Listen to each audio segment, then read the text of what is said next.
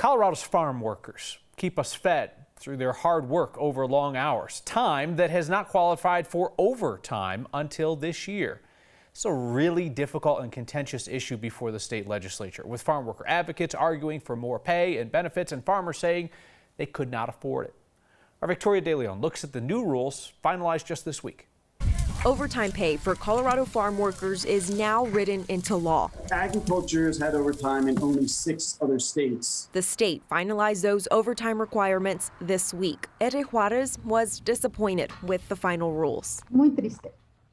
Mi corazón se siente muy mal. Juarez works with Project Protect, an organization advocating for farm workers' rights. They wanted workers to receive overtime pay after 40 hours a week. Por supuesto, cuando tú trabajas tus 40 horas y ganas más dinero de lo que ya trabajaste, tienes acceso a salud.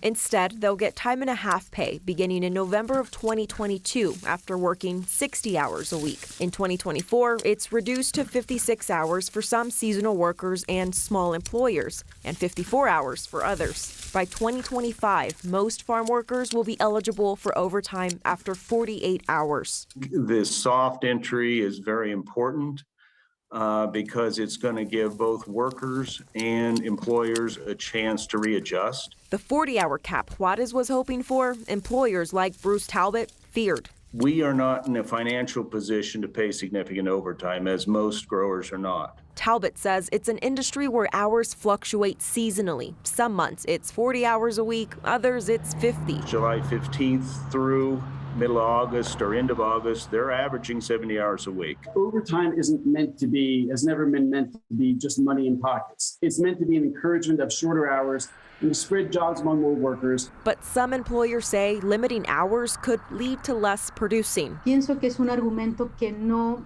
Juarez believes the well-being of workers la necesidad del trabajador agrícola should be the priority. So when this part of Senate Bill 87 was sent to rulemaking, CDLE was asked to consider past historical inequities that often face people of color in the ag industry, specifically those that have to do with unequal pay and worker exploitation. The state feels the new rules did that, but community groups advocating for those farm workers disagree. Meanwhile, Kyle, again, those employers claim the money just isn't there. Victoria, I think one thing that I've really appreciated about your reporting on this issue is that you've dove into the complexity of this and the nuances and differences of opinions from folks who aren't necessarily arch enemies or always going at it with each other. They understand where other folks are coming from, and they might not fall exactly where you think they would on this issue. Yeah, absolutely. I mean, you saw kind of the divisiveness of the portion of that bill with those two people in that story. But when it comes to the actual farm workers, there are a lot of H-2A workers in Colorado. Those are the people who come from different countries to work here, make as much money as they can. Those are the workers who are worried those hours are going to get cut if the employers need to start paying more after a certain amount of hours. Now, the needs are probably different for farm workers who live and who live and are part of this Colorado community. So it's just something that, will take time to adjust to for everyone involved. Well, have a better understanding about it every time you dive in and let us hear from folks impacted. Victoria, thank you.